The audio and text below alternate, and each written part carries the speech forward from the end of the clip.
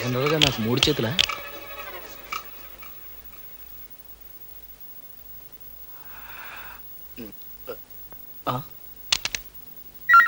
Hello, good evening. Reception. Good evening.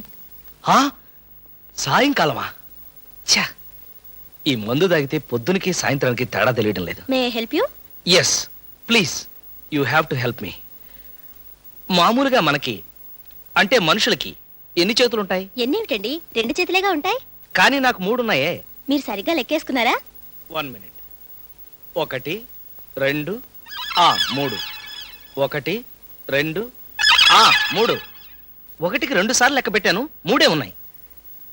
నేను ఈ హోటల్లోకి వచ్చేటప్పుడు ఎన్ని చేతులతో వచ్చానో మీరు ఎవరైనా నోట్ చేశారా? సారీ, ఇక్కడికి వచ్చే గెస్ట్ల కాళ్ళు చేతులు లెక్కేయటం మా డ్యూటీ కాదండి, అది సెక్యూరిటీ వాళ్ళ డ్యూటీ.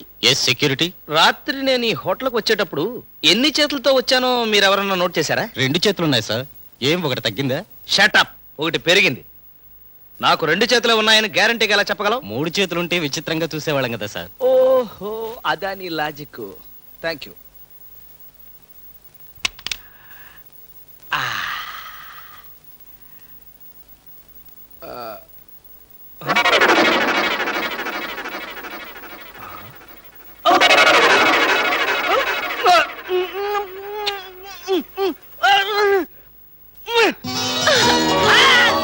ఎందుకలా అరిచారు?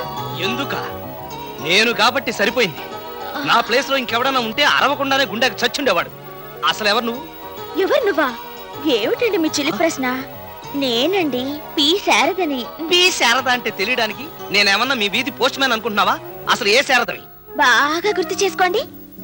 బాగా మర్చిపోవడమే గాని బాగా గుర్తుంచుకోవడం మా నాన్న నాకు అలవాటు చేయలేదు. ఎందుకు గుర్తుంటుందిలేండి, గ్లాసులకి గ్లాసులు సీసాలకి సీసాలు మందు తాగేస్తే నేనే కాదు ప్రపంచమే గుర్తుండదు. అయినా ఎందుకలా తాగాలి? ఈ విషయాన్ని మా నాన్న అడగలేదు.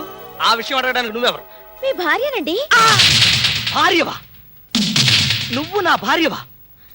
మీకు మరీ అల్లరి ఎక్కువైపోయిందిలేండి. ఎవరైనా భార్యని పట్టుకుని నువ్వు నా భార్యవేనా అంటారా? ఎవరి భార్యనైనా అడిగితే చెప్పు తీసుకు కొడతారు. అందుకే మిమ్మల్ని అడుగుతున్నాను. చూడండి శారద గారు. చిచి, ఇదేమిటండి గారు గీరు అంటూ? ఒక భారత స్త్రీని భర్త ఎప్పటికీ వసే ఏమేమని పిలవాలి, గారు గీరు అని పిలవకూడదని శాస్త్రాలు ఘోషిస్తున్నాయండి. ఘోషించడమా గోంగూర? ఏమిటండి ఇది? ఎంత పెళ్ళాన్నైతే మాత్రం కొత్త అని కూడా లేకుండా దుప్పట్లు లాగిస్తున్నారే. రాత్రంతా చేసిన అల్లరి చాలదా? అల్లరి చేస్తుంది నువ్వు. అసలు మనం ఎప్పుడు కలుసుకున్నాం? ఎలా కలుసుకున్నాం? నువ్వు నా భార్య ఎలా అయ్యావు? మీ తాగుబోతులతో వచ్చే పేచీ ఇది. నగ్న సత్యాన్ని నగ్నంగానే ఉండి చెప్పావు. నిన్న బర్త్డే పార్టీ జరిగిందా? అవును, జరిగింది. అందులో మీరు పీకల దాకా తాగారా? బర్త్డే కదా అని ఒక పెగ్గు ఎక్కువ తాగాను. నేను డాన్స్ చేస్తుంటేను నా దగ్గరికి పరిగెత్తుకొచ్చి మీద తూలి పడి మెచ్చుకున్నారు. తాగున్నప్పుడు నన్ను నేనే నమ్మను.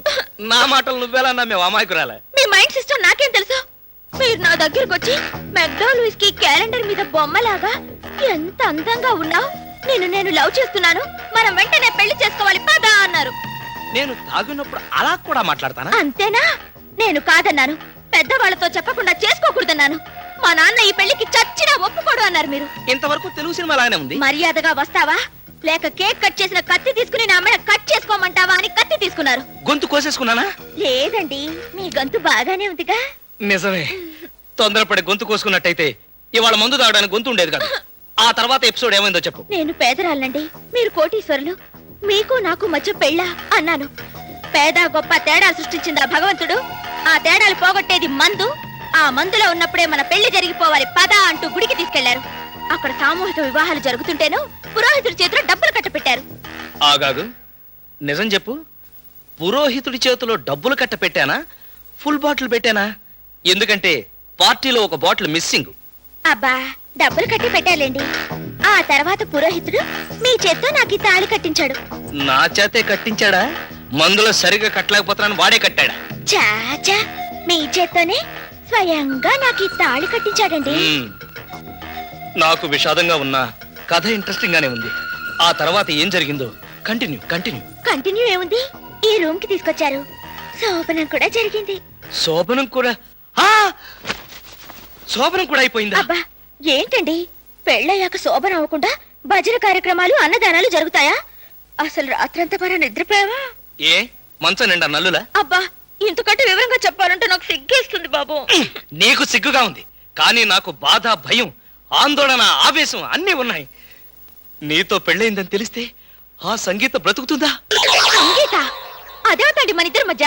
నా కాబోయే భార్య. నిజంగానా? అయ్యయ్యో, నా బతుకులను ఇప్పుడు పోసేసి ఆ సంగీతం మళ్ళీ పెళ్లి చేసుకుంటారా? ఇలాంటి రాంగ్ స్టేట్మెంట్స్ ఇవ్వద్దని చెప్పాను. నిన్ను నేనెప్పుడు పెళ్లి చేసుకున్నాను? అయ్యయ్యో, అందుకే మీ మగాళ్ళని అస్సలు నమ్మకూడదు. చివరికి మీరు ఇలా అంటారని నాకు బాగా తెలుసు. దిక్కు మొక్కులేని అనాథని నా బాధని ఎవరికి చెప్పి ఏడవను.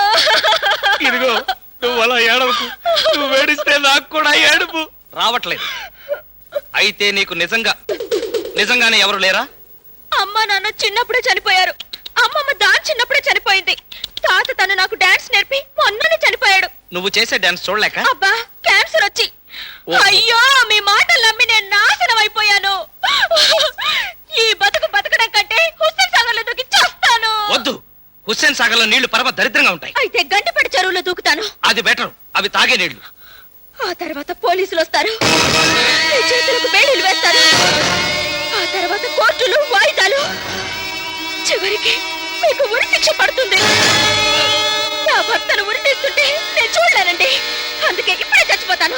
చాలే ఆపు. ఇప్పుడేం చేద్దామో చెప్పు. చేసేదే ఉందండి. మాది చాలా ఆచారమైన కుటుంబం. మా వంశాచారం ప్రకారం శోభనమైన తర్వాత మొగుడు పెళ్ళాలు కలిసి గుడికెళ్ళి అర్చన చేయించడం అలవాటు. అంటే నేను ఇప్పుడు గుడికి కూడా రావాలా? ఫోన్లేండి, గండిపేట చెరువుకెళ్లే సిటీ బస్ నెంబర్ ఏంటో చెప్పండి. ఏ బస్సుతో సహా దూకి చద్దామనా? నన్ను భయపడితే భయపడతాననుకున్నావా? పద గుడికెళ్దాం.